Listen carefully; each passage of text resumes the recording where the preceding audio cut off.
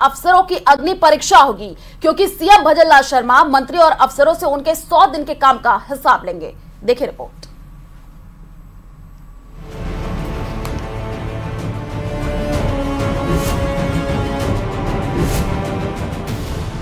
चुनाव खत्म होते ही अधिकारियों की अग्नि परीक्षा।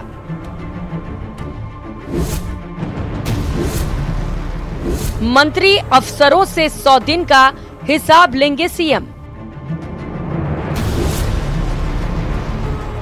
प्रदेश में लोकसभा चुनाव के बाद जैसे ही आचार संहिता खत्म होगी, सीएम भजनलाल शर्मा मंत्रियों और अधिकारियों से उनके 100 दिन के काम का हिसाब लेंगे। सरकार बनने से लेकर आचार संहिता लागू होने तक बने 100 दिन के प्लान और उसे लागू करने पर हुए कामकाज की समीक्षा को लेकर बैठक की जाएगी। इसी दौरान कैबिनेट की मीटिंग भी बुलाई जाएगी। संभवतः इस समीक्षा और कैबिनेट की बैठक में ही प्रदेश की ब्यूरोक्रेसी का नक्शा भी तय होगा।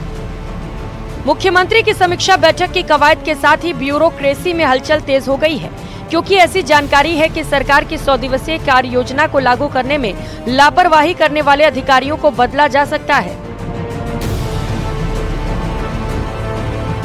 वहीं मंत्रियों के विभागों की समझ और कामकाज को लेकर भी बीजेपी हाईकमान तक फीडबैक दिया जाएगा।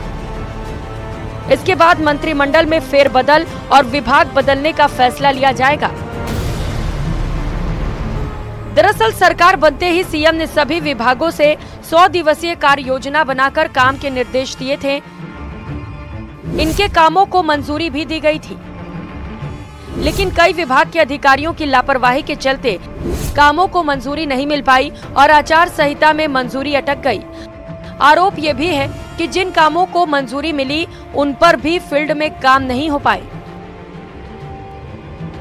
माना जा रहा है कि मंत्रिमंडल ही नहीं बल्कि ब्यूरोक्रेसी का चेहरा भी बदला जा सकता है। 100 दिवसीय कार्य योजना की समीक्षा बैठक में यूडीएच, जलदाय, ऊर्जा, परिवहन, एग्रीकल्चर, ग्रामीण विकास, जल संसाधन विभाग अहम है। दूसरी तरफ सीएस सुधांश पंत लगातार विभागों की बैठक ले रहे हैं और विभागों और अफसरों के कामकाज की समीक्षा हो रही है। सीएमओ पहुंच रही शिकायतों और फाइलों के आधार पर सीएमओ के अधिकारी भी सीएम को लगातार फीडबैक दे रहे हैं। ऐसे में समीक्षा बैठक अधिकारियों के लिए अग्नि परीक्षा से कम नहीं होगी।